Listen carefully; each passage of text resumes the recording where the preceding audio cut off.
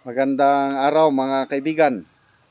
Pag-usapan natin ngayon ang super malamya, malambot na leadership ng Pangulong Marcos at General Acorda when it comes to enforcing discipline among the Philippine National Police.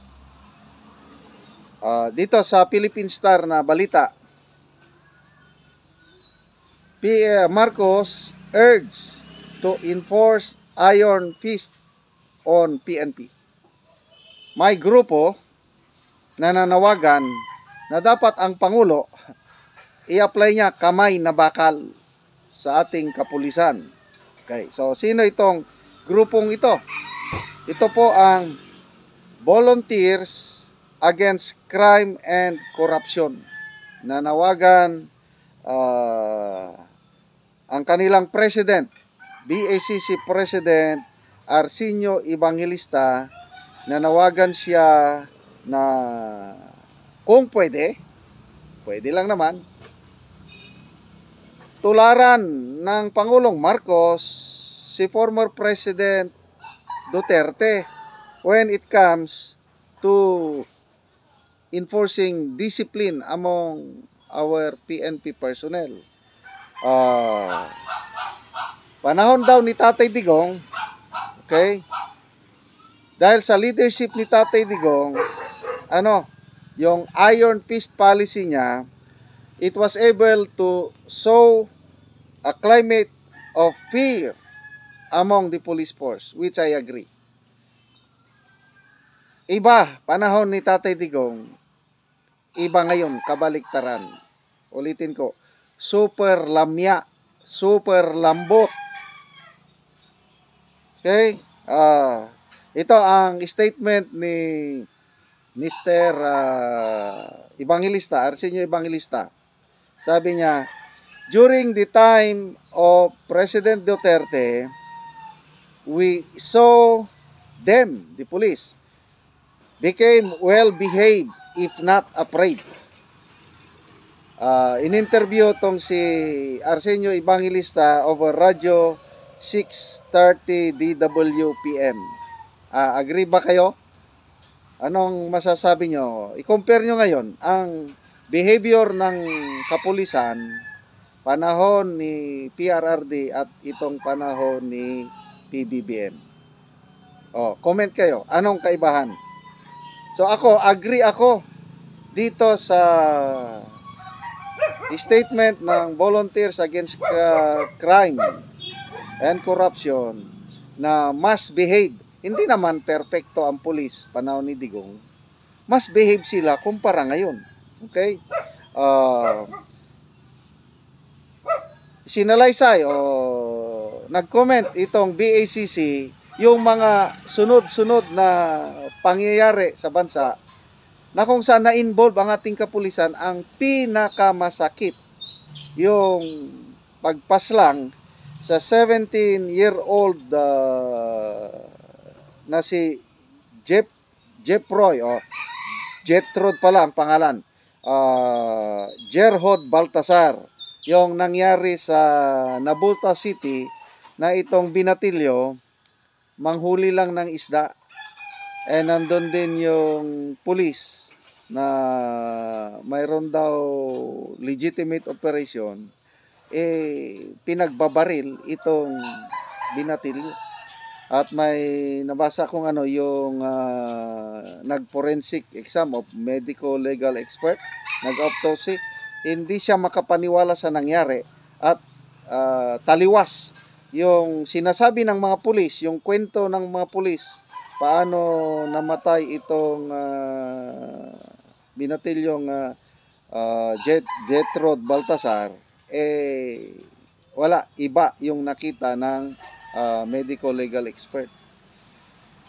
Sabi nila, mistaken identity. Kaya lang hindi. Talagang pinagbabaril. Grabe. Ano ba itong mga pulis na ito? May konsensya pa ba itong mga pulis? Although hindi naman lahat, I still believe na mas marami tayong matitinong pulis. I will stand to that. Ito lang, mga loko-lokong pulis na botas na ito, tong anim na trigger happy, wala man lang sound judgment call, tumalon lang itong binatilyop, binaril na kaagad. Wala namang armas. Talagang kulang sa disiplina, kulang sa training itong ating kapulisan. So, yun ang nirereklamo ni Mr. Evangelista. At ako na rin, maraming nagrereklamo. Ang sakit kaya nun. Hindi matanggap-tanggap ng mga biktima yung nangyari at sinasabi nila na galit sila sa pulis. Ako naman, galit sa mga tiwaling pulis. Yung mga ganitong pulis. But karamihang pulis matitino. Marami akong kaibigang pulis. Okay, another incident. Ito, sinalaysay ni Mr. Evangelista. Yung Imus Cavite. O diba, nag-viral na yun. Ilang million views na yun. Mga 8 pulis ng Cavite, anti-drug operation, pinagnakawan nila ang bahay ng retired professor. Ay nako. Mabuti na lang at nakunan ng video at ipinost sa social media kaya nag-viral. So, ano ba? Instead na sila ang mga protectors, sila naman ang mga oppressors, mga magnanakaw.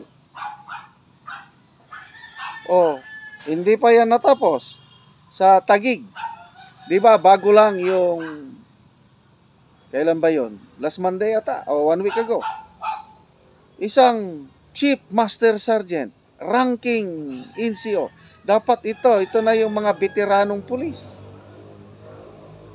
Nang dahil lang hindi niya nakursunada ng ulam, sinigang na baboy, binaril niya ang kanyang kasamahan. Anong klaseng kapulisan ang meron tayo ngayon? So, ito na ngayon, panawagan ng BECC, panawagan ko na rin na dapat ang Pangulo should implement the same policy, yung policy ni Tatay Digong to bring back the discipline in the police force. Ano sa tingin nyo? Magbabago ba ng style ang ating PBBM when it comes to enforcing discipline? Yung katulad ba ni Tatay Digong na from time to time nagsasalita, nagmumura si Tatay Digong, winawarningan niya ang mga pulis. Kaya bang gawin nyo ni PBBM? I don't think so. Wala, malamya talaga itong presidente. Ngayon na ako naniniwala na weak leader siya. I'm sorry. Tama po si Tatay Digong noong panahon ng kampanya last year na BBM is a weak leader. I agree. Wala siyang ang style ng leadership niya kakaiba. Yung tatay niya, President Marcos Sr., di ba pina-firing squad niya yung drug lord nung martial law? Yung tatay niya kayang nag-declare ng martial law to save our country from falling into the communist hands. Yun ang astig, yun ang tibay, Marcos. Itong Marcos Jr., saan ba siya nagmana? Ang lambot. Oh, isa lang ang matigas. Yung kanyang first lady. Yun ang matigas. Kaya, may pag-asa pa ba tayo? Oh, kaya malambot ang presidente, malambot din ang kanyang PNP chief. O, tignan nyo. From Azurin to Acorda. May makita ba kayong astig? Tibay? Wala. Puros malamya. Kaya tama si Senator Bato, sabi niya na walang dating, walang asim si Azurin. Mas lalo na itong si Acorda. Malala ko tuloy yung nangyari sa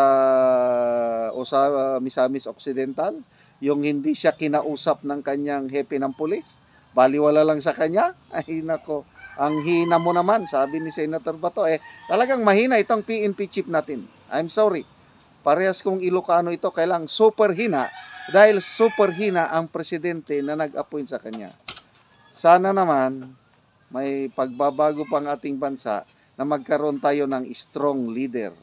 Kasi kung weak ang leader, weak din ang kanyang mga appointees.